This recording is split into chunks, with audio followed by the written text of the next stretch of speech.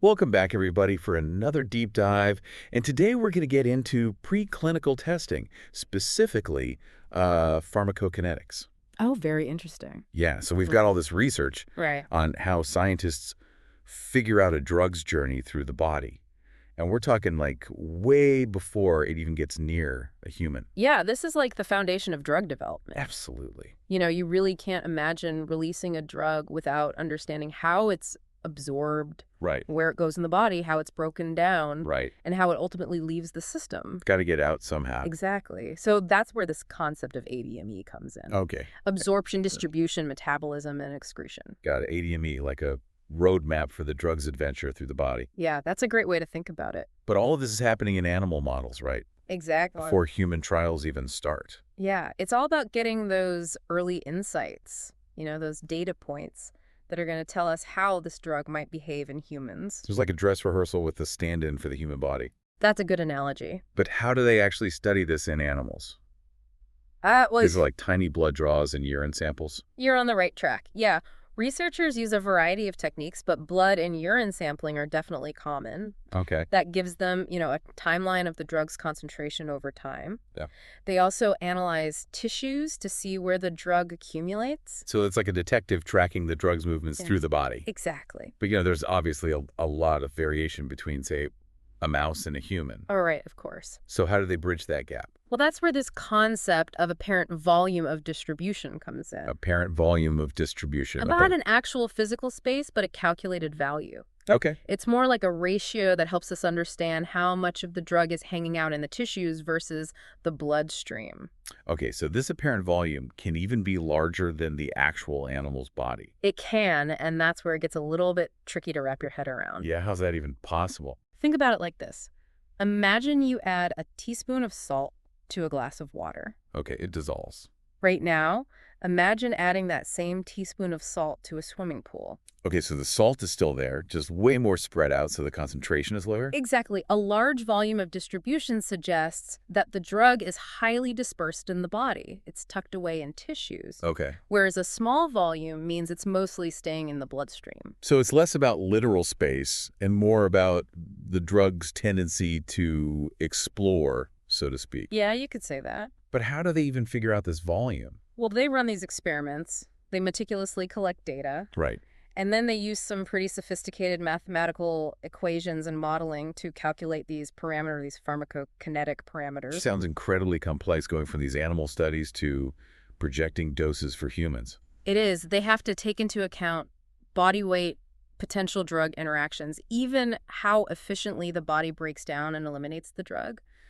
Something we call clearance. Clearance, okay, like the body's cleaning crew for drugs. Yeah, you could think of it that way. And all of this is happening in the preclinical stage, guided by very strict regulations. Of course. So organizations like the FDA, the ICH, Right, exactly. They set very stringent standards. they're watching. They want to make sure researchers are following best practices, and ultimately it's all about protecting patients. It's like a safety net for the entire process. It is, but it's also important to remember that these regulations are constantly evolving. Oh, so this isn't static. Not at all. As science advances and we learn more about drug development, the guidelines adapt to reflect the latest knowledge. That makes sense. So it's a really dynamic field. Very much so. And it's a critical one because these early preclinical studies lay the groundwork for everything that comes after. Absolutely. And if a drug has like a really large volume of distribution, wouldn't that make it harder to eliminate? Wouldn't it linger in the body longer? That's a great question, and it highlights how interconnected these concepts are. But before we jump into that, let's take a closer look at some specific examples of how researchers actually calculate these parameters from the animal data. Let's do it. Yeah, you're absolutely right. A large volume of distribution can mean a drug sticks around in the body for a while. So understanding that value is super important. Okay, so back to my question. How do researchers actually go from these animal experiments to figuring out the volume of distribution? Right. Sounds like a lot of number crunching. It is a lot of number crunching. They use the data from those blood, urine, and tissue samples. Right. Let's say they're studying a new antibiotic. They give a known dose to the animal. Okay, and then they track where it goes, how fast it's absorbed, all that. Exactly. They'll take blood samples at different times and measure how much of the drug is in the plasma. Okay. They might also look at how much ends up in specific organs. So they're building like a concentration curve, seeing how the drug levels rise and fall. That's a great way to picture it. And they use this data and some pretty fancy math to calculate that apparent volume of distribution. And that helps them understand, how much of that initial dose is actually circulating in the blood versus how much is sort of hiding out in the tissues. Got it. So a high concentration in the tissues would mean a larger volume of distribution. Exactly. It goes back to that salt analogy, Yeah, remember? it's a swimming pool. If most of the salt is spread out in the pool water, the concentration in any given sample is going to be pretty low, suggesting a huge volume. Okay, I'm starting to get it, but why does this matter so much for drug development? I mean, it's interesting, but... Well, think about it. It's all about those dose projections for human trials, remember? Right. If a drug has a large volume of distribution, it means it's probably hanging out in the tissues, maybe even binding to specific sites. Okay, so you might need a higher dose to get the effect you want. Exactly. You need enough of the drug to reach those target tissues and achieve what we call a therapeutic concentration. Right enough to actually work. Exactly. But of course, you have to balance that with safety. Right, you can't just keep upping the dose. Exactly. That's where those regulatory guidelines from the FDA and the ICH are so important. Okay. They want to make sure that the doses chosen for human trials are effective, but also crucially safe.